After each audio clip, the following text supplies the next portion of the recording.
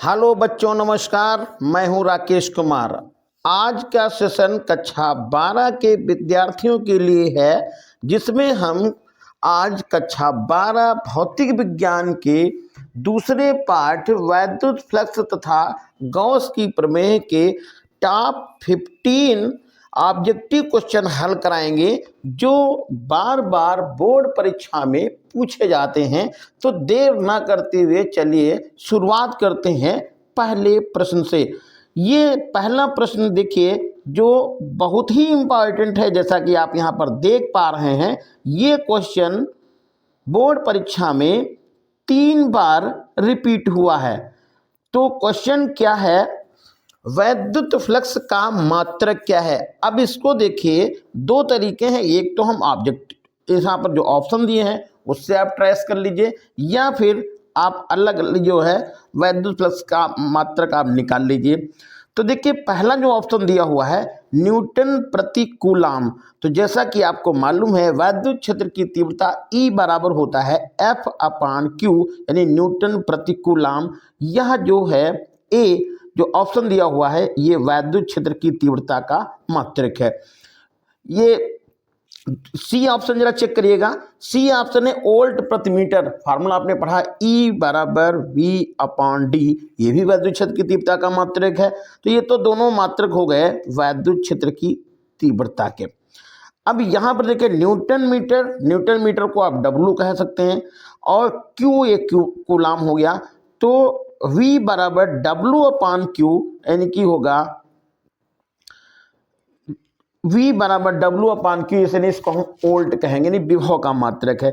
तो ये 3 मात्रक जो दिए हुए हैं, वो देखिए, ये 2 हो गए तो वैद्युत क्षेत्र की तीव्रता के, और ये वाला जो D हो गया वो ऑप्शन, ये हो गया विभव का मात्रक। यानी कि अब जो बच गया बीच में सेकंड नंबर, वैद्युत फ्लक्स का जो मात्रक होगा वोल्ट मीटर होगा। तो यहाँ पर आप इसको लिखेंगे तो ये मात्रक क्या हो जाएगा? Volt meter. अब इसको यदि निकालना हो तो भी हम निकाल सकते हैं। कैसे निकालेंगे? देखिए, वैद्युत फ्लक्स का जो फार्मूला होता है वो फाई E बराबर होता है E/dA। E का मतलब होता है वैद्युत क्षेत्र की तीव्रता, dA का मतलब होगा क्षेत्रफल। तो वैद्युत क्षेत्र की तीव्रता का मात्रक देखिए, यहाँ पर हम ये लिख सकते हैं न्यूटन प्रति कूलाम, यानी कि ये F/Q, और ये मात्रक लिख देंगे क्षेत्रफल का, ये हो जाएगा मीटर स्क्वायर।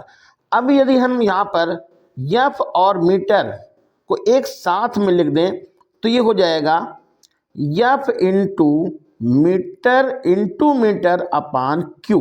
कैसे? देखिए, ये हो जाएगा F इंटू मीटर, और मीटर स्क्वायर था 2 बार, तो हमने यहाँ पर मीटर स्क्वायर कोई मीटर लिख दिया, और बट्टे Q हो गया।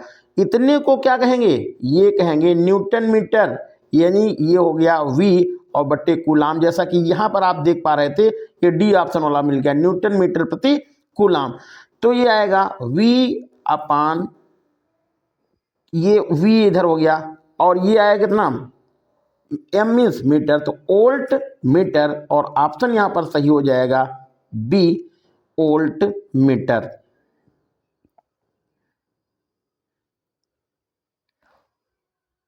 तो सेकंड ऑप्शन इसका सही है, वोल्ट मीटर। अगला क्वेश्चन है, दिए गए चित्र में x y एक अनंत रेखीय आवेश वितरण है। बिंदु P तथा Q ये दिखाए गए हैं। आपको बिंदु P व Q पर वैद्युत क्षेत्र की तीव्रता का अनुपात बताइए। यहाँ से यहाँ तक की दूरी को भी A दिखाया गया है, P से Q तक के बीच की दूरी को 2A दिखाया गया है। ध्यान दीजिएगा, अनंत रेखीय आवेश के पास में वैद्युत क्षेत्र की तीव्रता इस दूरी पर डिपेंड ही नहीं करती है, 2A पर, यानी कि ये सब जगह, ये क्योंकि ये दूरी A और यहाँ की दूरी भी दूरी कितनी है? A है। इसका मतलब P बिंदु पर और Q बिंदु पर वैद्युत क्षेत्र की तीव्रता समान होगी, यानी इसका अनुपात होगा 1:1, और ऑप्शन सही हो जाएगा ये फर्स्ट A। अगला क्वेश्चन देखिए, एक बंद पृष्ठ के भीतर n वैद्युत ध्रुव स्थित हैं, बंद पृष्ठ से निर्गत कुल वैद्युत फ्लक्स कितना होगा। हमने देखा यहाँ पर ये मान लिया कि ये कोई बंद पृष्ठ है और इसमें वैद्युत ध्रुव रखे हुए हैं n। तो वैद्युत ध्रुव होता क्या है कि यदि दो बराबर और विपरीत आवेश बहुत कम दूरी पर रखे होते हैं तो वह निकाय वैद्युत ध्रुव कहलाता है। तो अब इसको ऐसे आप देख लें, इसके अंदर यदि हम मान लीजिए दो वैद्युत ध्रुव रख दें तो एक प्लस हो जाएगा, ये वाला भी क्या होगा माइनस हो जाएगा। तो यदि आप यहाँ पर एज्यूम करें कि टोटल क्यू का मान कितना हो जाएगा, टोटल क्यू का मान तो 0 हो जाएगा, क्योंकि आप इसको देखिए ये हमारा 2Q हो जाएगा प्लस का, ये हो जाएगा माइनस का 2Q, तो टोटल Q कितना हो गया 0 हो गया। और वैद्युत फ्लक्स का जो कॉस की प्रमेय का फार्मूला होता है फाई ई बराबर Q अपान एप्सिलॉन नॉट। अब Q का मान ही 0 हो गया तो एप्सिलॉन नॉट से कोई मतलब भी नहीं रह जाएगा, Q का मान 0 तो इसका वैद्युत फ्लक्स 0 हो जाएगा। इस तरह से यहाँ पर जो ऑप्शन सही हो जाएगा वो डी ऑप्शन सही होगा, शून्य वैद्युत फ्लक्स जो इससे निर्गत होगा वो वैद्युत फ्लक्स कितना होगा, शून्य निर्गत होगा। ऑप्शन नंबर डी सही है।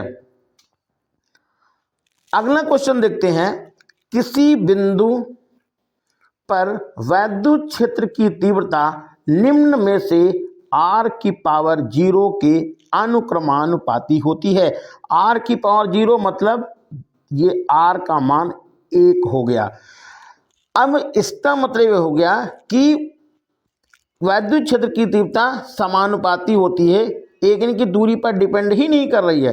तो आप जरा समझिएगा, बिंदु आवेश की बात करेंगे तो बिंदु आवेश के कारण किसी बिंदु पर वैद्युत क्षेत्र की तीव्रता का जो फार्मूला होता है E बराबर 1/4 pi epsilon not Q upon R square, मतलब दूरी पर डिपेंड करेगी ये वाला भी, यानी कि ये दूरी पर डिपेंड हो जाएगा। वैद्युत ध्रुव ये भी दूरी पर डिपेंड करेगा, क्योंकि अच्छी स्थिति में वैद्युत क्षेत्र की तीव्रता होती है और निरक्षी स्थिति में भी वैद्युत क्षेत्र की तीव्रता का फार्मूला होता है, उसमें R होता है, R³ नीचे आता है।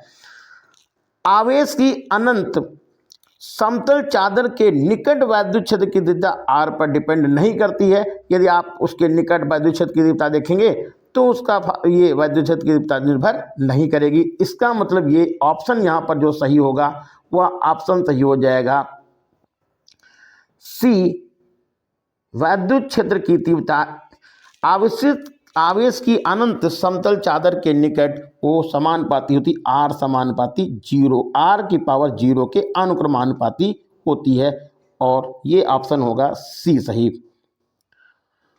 अगला क्वेश्चन है,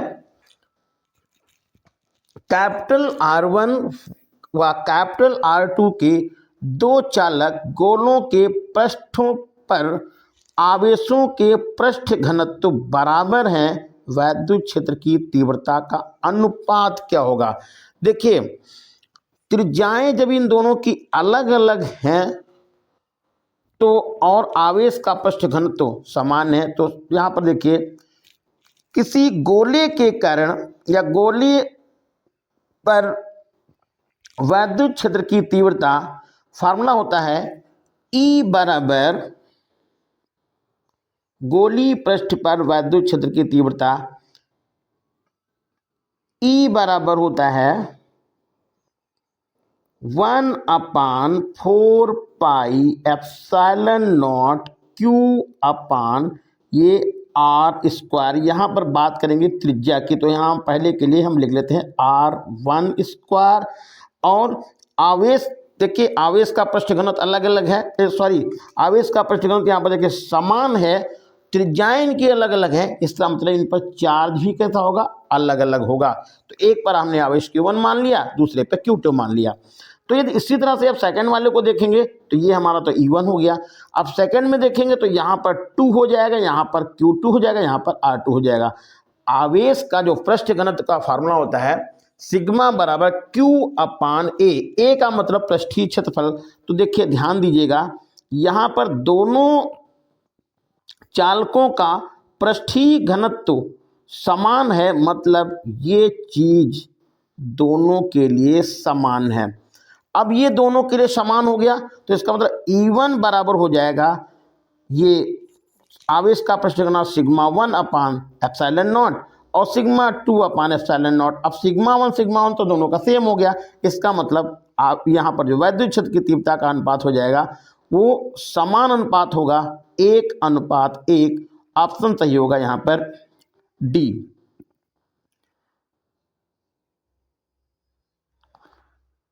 ये ऑप्शन यहाँ पर सही है डी। वैद्युत क्षेत्र की तीव्रताओं का जो अनुपात हो जाएगा वो 1:2 होगा, सॉरी 1:1। ये ऑप्शन सही होगा डी। अगला क्वेश्चन देखिए, आवेश का एक खोखला गोला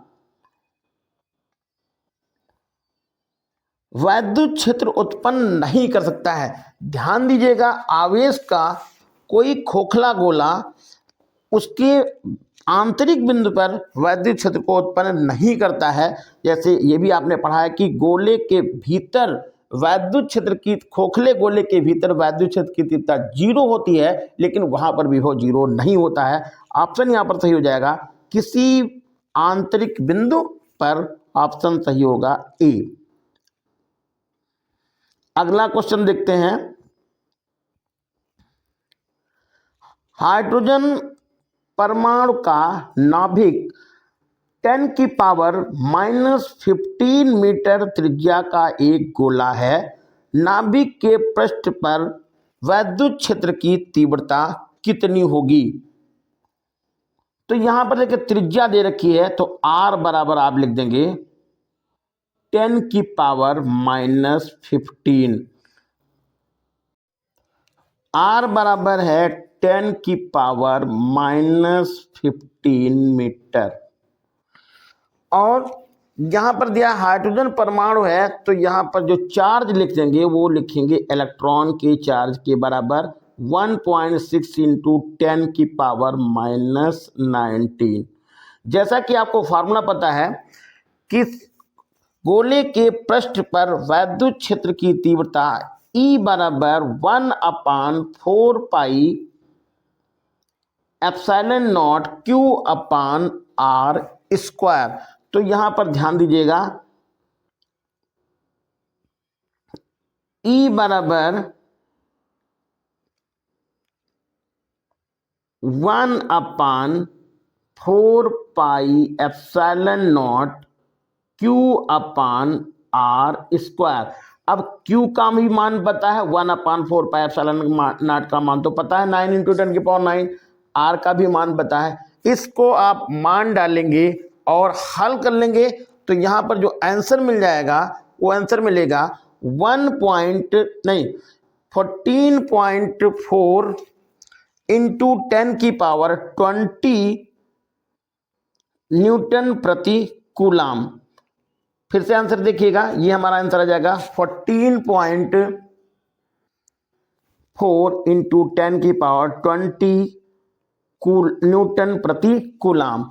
यहाँ पर E की जगह पर आपको E का मान पता हो जाएगा, यहाँ पर 9 × 10⁻9 लिखेंगे और Q का मान लिखेंगे 1.6 × 10⁻19 और R की जगह पर लिखेंगे 10⁻⁻15, इसकी पावर 2 लगा देंगे, यानी होल ऑफ स्क्वायर हो जाएगा। अब यहाँ पर आप इस आंसर पता कर लेंगे, तो यहाँ पर ऑप्शन सही हो जाएगा ये डी। अगला क्वेश्चन है, R त्रिज्या के एक खोखले गोले के केंद्र पर Q आवेश का एक Q कूलाम का आवेश रखा है। यदि गोले की त्रिज्या को दुगना कर दिया जाए और आवेश का मान आधा कर दिया जाए तो गोले के पृष्ठ पर कुल फ्लक्स का मान कितना होगा? देखिए ध्यान दीजिएगा, यहाँ पर पहले आवेश कितना था? Q था और त्रिज्या कितनी थी? R थी। अब क्या किया गया है, यहां पर आवेश को डबल किया गया है, यानी कि आवेश जो पहले था उससे दुगना आवेश इस पे किया गया है और त्रिज्या भी क्या कर दी गई है, सॉरी त्रिज्या को दुगना किया गया है और आवेश का मान आधा किया गया है। तो आपको यहां पर निकालना है कि वैद्युत फ्लक्स कितना होगा। ध्यान दीजिएगा, गॉस की प्रमेय बताती है फाई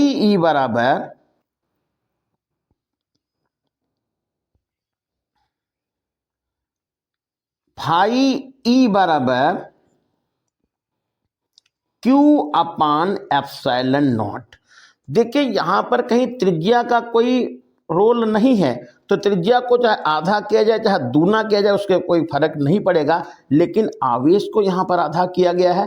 इसका मतलब जो वैद्युत फ्लक्स होगा वो पहले का आधा हो जाएगा, और यहां पर जो ऑप्शन मिल जाएगा Q अपान 2 एप्सिलॉन नॉट, और ऑप्शन सही होगा यहाँ C, Q upon 2 epsilon not.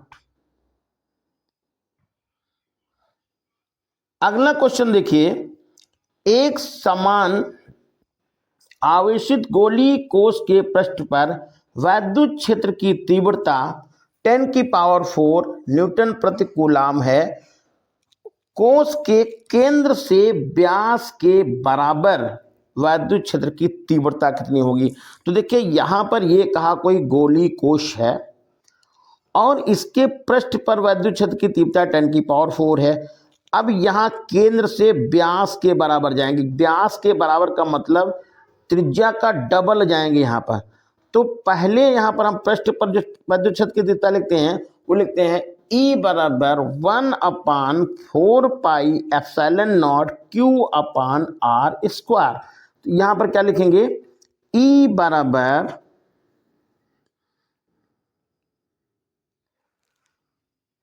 1/4 pi epsilon not Q upon R square, यानी ये है पृष्ठ पर वैद्युत क्षेत्र की तीव्रता। इसका मान 10⁴ दिया हुआ है। अब यहां पर क्या किया गया, इसको केंद्र गोलीय कोश के केंद्र से व्यास के बराबर, मतलब यहां जो R हो जाएगा वो 2R के बराबर हो जाएगा, दूरी हो जाएगी 2R। तो यहां हम जब लिख देते हैं तो इस इतने का मान तुम्हारा 10⁴ है। अब आगे देखिए, यहां पर जब इसको हम उधर ले जाएंगे 2R से दूरी पर, तो ये फार्मूला हमारा बन जाएगा E बराबर 1/4 पाई एप्सिलॉन नॉट Q, तो उतना ही रहा, लेकिन दूरी हमारी हो गई यहाँ पर 2R का होल ऑफ स्क्वायर। अब यहाँ पर 2R का होल ऑफ स्क्वायर हो गया तो ये आएगा 4R स्क्वायर, और इतने को आप यहाँ पर ध्यान दें, ये यहाँ पर नीचे जो बन जाएगा 4R स्क्वायर, 4R स्क्वायर, यहाँ पर हमने 4 लिख दिया और ये R स्क्वायर, 4R स्क्वायर। अब यहाँ पर जो मान है इतने का मान दिया हुआ है, ये वाला मान, इतने का मान 10⁴ दिया हुआ है। तो ये वैद्युत क्षेत्र की तीव्रता क्या हो जाएगी, जो अब निकलेगी वैद्युत क्षेत्र की तीव्रता वो हो जाएगी 10⁴, और बटे में कितना करिएगा, यहाँ पर ये वाला 4 बटे में हो जाएगा 10⁴ अपान 4, 10⁴ अपान 4, ये हो जाएगा 10⁴। तो 10⁴ ये लिखा, 4 का मतलब 1 2 3 4, और 4 से आप इसको डिवाइड करिएगा, तो 4 से डिवाइड करने पर यह आ जाएगा आपका ये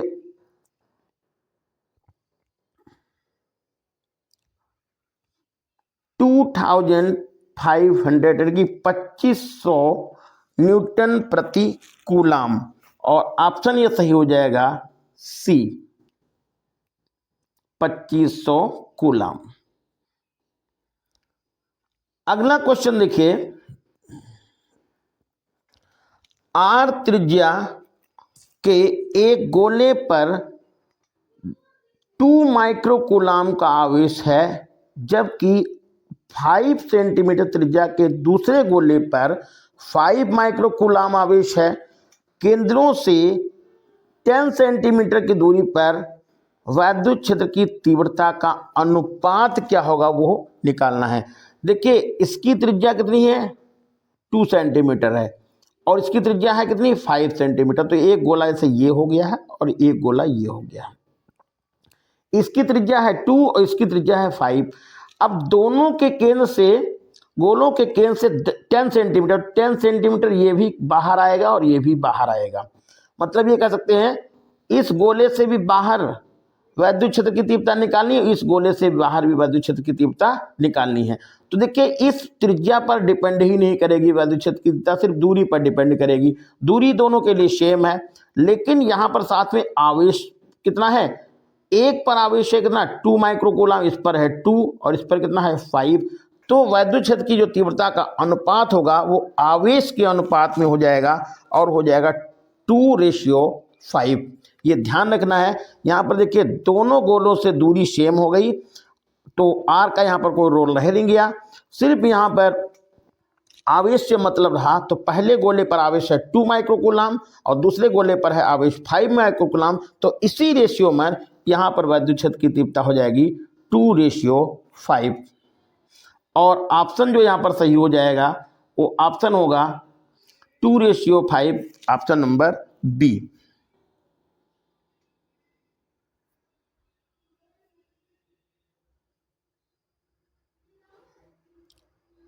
अगला क्वेश्चन देखिए,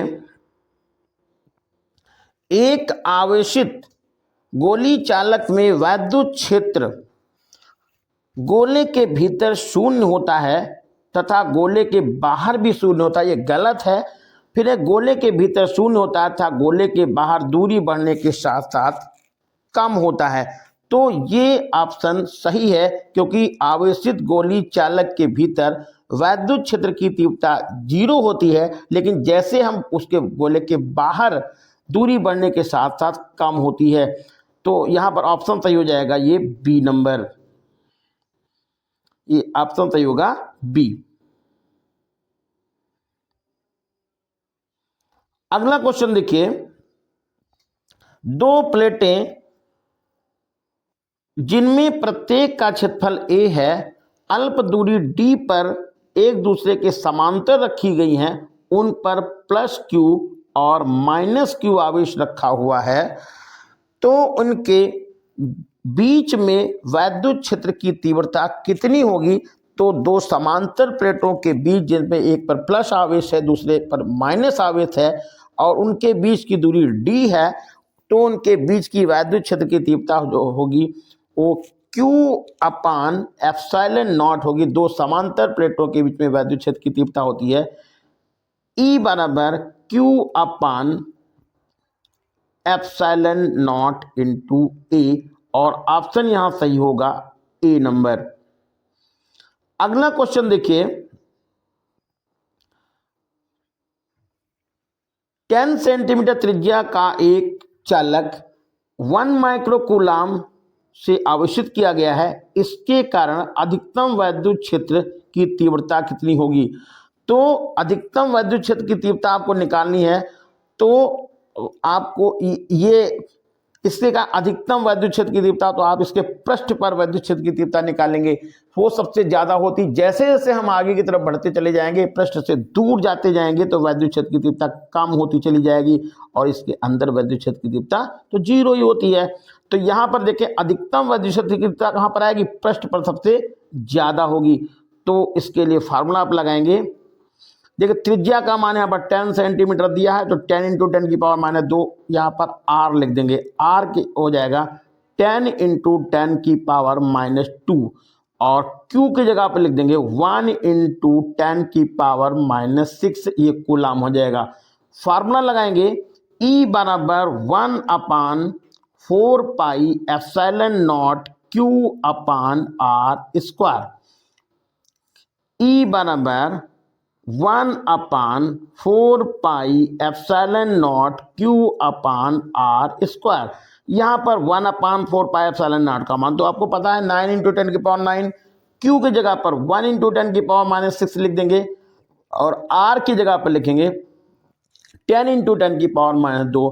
कैलकुलेशन कर लेंगे और हमारा जो आंसर मिल जाएगा वो 9 × 10⁵ न्यूटन प्रति कूलम आंसर होगा। 9 × 10⁵ न्यूटन प्रति कूलम, और ऑप्शन सही हो जाएगा यह बी।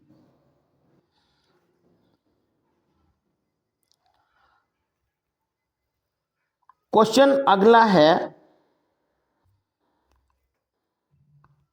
एक गोली सुचालक त्रिज्या 0.1 मीटर के पृष्ठ पर 0.036 न्यूटन प्रतिकूलाम का वैद्युत क्षेत्र उत्पन्न करने के लिए सुचालक पर डाले गए इलेक्ट्रॉनों की संख्या कितनी है वह निकालनी है।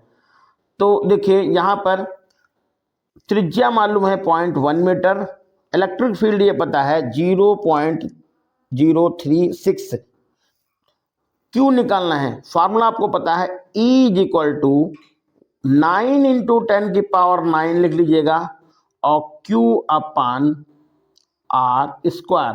अब यहाँ पर E का भी मान पता है और R का भी मान पता है, तो Q का मान पहले आप निकालेंगे। Q का जो मान होगा उसको हम बराबर कर देंगे Q = NE, और Q की जगह पर जो मान निकाला वो को रख देंगे। E की जगह पर 1.6 × 10⁻⁻19 ये लिख देंगे। तो Q का मान आपने निकाल लिया, N का मान पता करना है और E का मान हमने यहाँ पर बता दिया है। अब इसको आप हल कर लेंगे तो हमारा जो आंसर मिल जाएगा वो हो जाएगा, और इसका आंसर सही हो जाएगा option number C, 2.5 × 10⁵ electron. Question अगला लास्ट जो क्वेश्चन है, L भुजा के घन के केंद्र बिंदु पर एक Q आवेश रखा गया है। घन के एक तल से निर्गत वैद्युत फ्लक्स कितना है।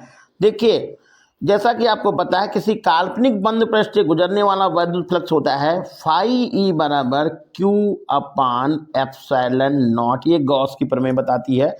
अब यहाँ पर घन के एक तल की बात की है, घन में तल होते हैं 6। अब एक तल की बात करेंगे तो 6 तलों से तो ये जा रहा, 6 तलों से ये वैद्युत फ्लक्स जा रहा, तो एक तल से कितना निकलेगा Q/6ε0। और यहाँ पर जो ऑप्शन सही हो जाएगा वो सही होगा Q/6ε0, ऑप्शन नंबर होगा B, Q/6ε0।